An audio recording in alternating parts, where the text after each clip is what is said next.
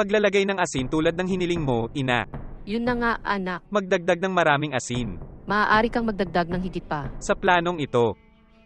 Ngayon madali na itong tanggalin. Alisin mo si daddy sa kanya. Pag-ibig. Nakuha. Anak, dumating na ang tatay mo. Magtago, huwag mong hayaang makita kanya sa lahat. Umalis ka na, anak. Anong masarap na amoy yan? Ano ba ang inihahanda mo? Pag-ibig? Hindi kita nakitang dumarating. Wow, ang sarap talaga ng amoy na ito. Siguro hindi ko na rin nahintay na maglingkod ka. Try ko na lang po. Ginawa ko yung maluwag na bigas na mahal mo. Mahal ko. Alam mo. Although these days mabigat ka sa asin, ha? Pero masarap ang isang ito, sinubukan ko lang. Okay, susubukan ko ito dito. Wow, baby. Ito ay masyadong maalat. Salty?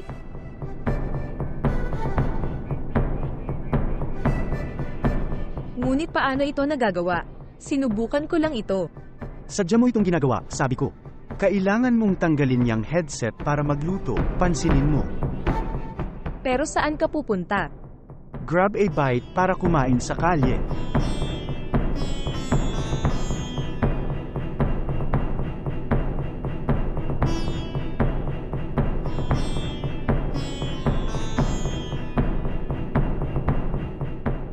Anak, hindi mo ba sasabihin sa akin na walang kamera dito sa bahay? Oo, ina. Anak, kailangan mong burahin ang mga imaheng ito mula sa kamera. Kagyat, bago nila malaman ang lahat ng ito.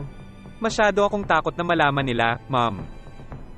Kaya gumawa ng isang bagay mabilis, anak, bago malaman ni Camila. Sige, anak. Endorsement.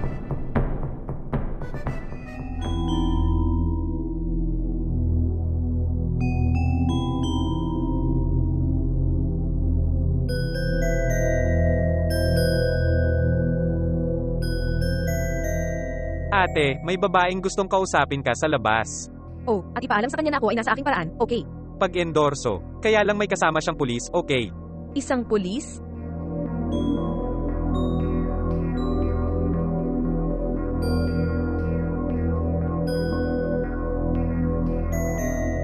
Anak, ngayon pindutin mo ang F1 key sa computer. Pag-endorso, F1, ma'am. Tama na, buburahin mo na ang lahat, anak. Endorsement.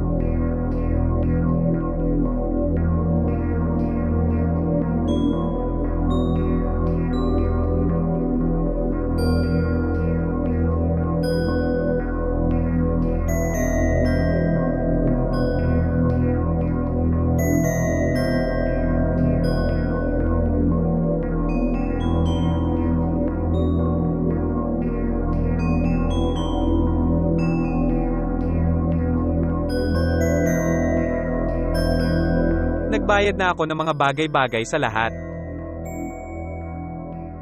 Ngayon ay maaari ka nang humiwalay sa aking ama.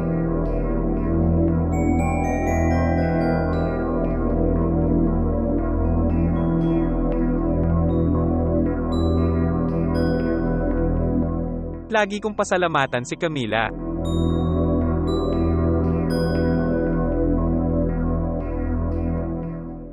Camila, pwede mo bang sabihin kung ano ang balak mo? Paano? Alang-alang sa Diyos, Camila. Nawalan ka na ba ng memorya? Tumawag ang anak ko at ang mommy niya at sinabing marami kang sinabi sa kanila. Ngayon gusto kong malaman kung ano ang isang pulutong ng mga bagay na sinabi ko. Pinagmalupitan mo ako, anak ko. Gaano ba kalala yun, ha? Oh, oo. Kasi lagi kong inaalagaan ng mabuti ang anak mo. At sinasabi ko pa, siya ang naglagay ng asin sa pagkain, sa utos ng kanyang ina. At pinatay pa niya ang security cameras. Alang-alang sa Diyos, Camila, kung nakikinig ka, tingnan mo ang sinasabi mo. Sa tingin mo ba ay isang 12 taong gulang na batang lalaki ang makakapaglagay? Asin sa pagkain at tanggalin ang mga imahe?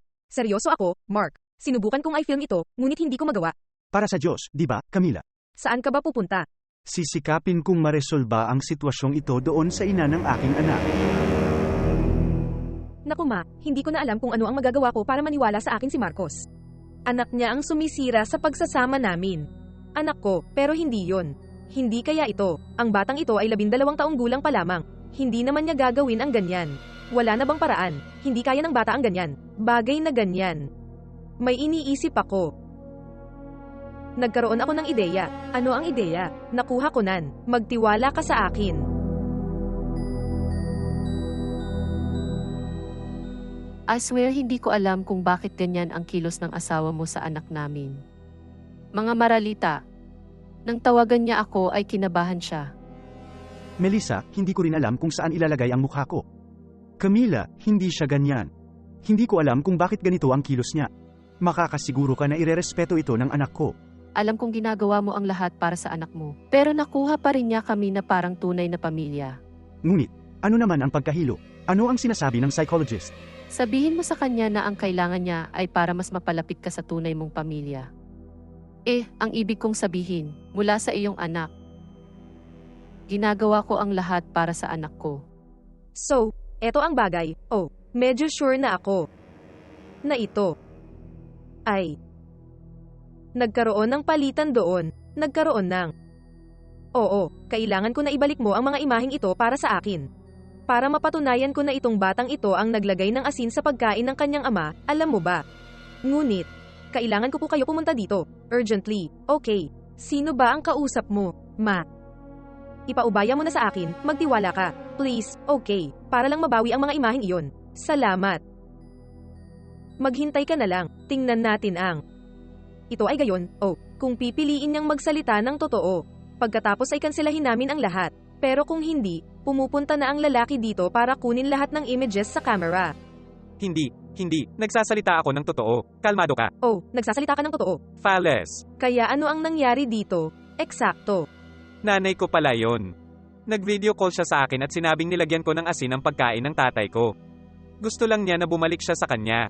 Pero sikreto lang, okay. So ito lang ang nanay mo na nagplano nito.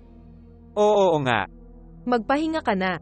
Ang sikreto mo ay itinatago sa akin. Okay. Nakita mo ba iya? Maaari kang pumunta doon at sabihin. Diyos ko, inay, anong nangyari sa kanya? Tawagin mo si Marcos. Alam mo bang hindi ko iiwan ang pagkain maalat tulad ng ginawa ni Camila? Pero, paano mo nalaman na maalat ang pagkain? Sabi sa akin ng anak namin. Sinabi rin niya sa akin na lagi kayong nag-aaway tungkol dito.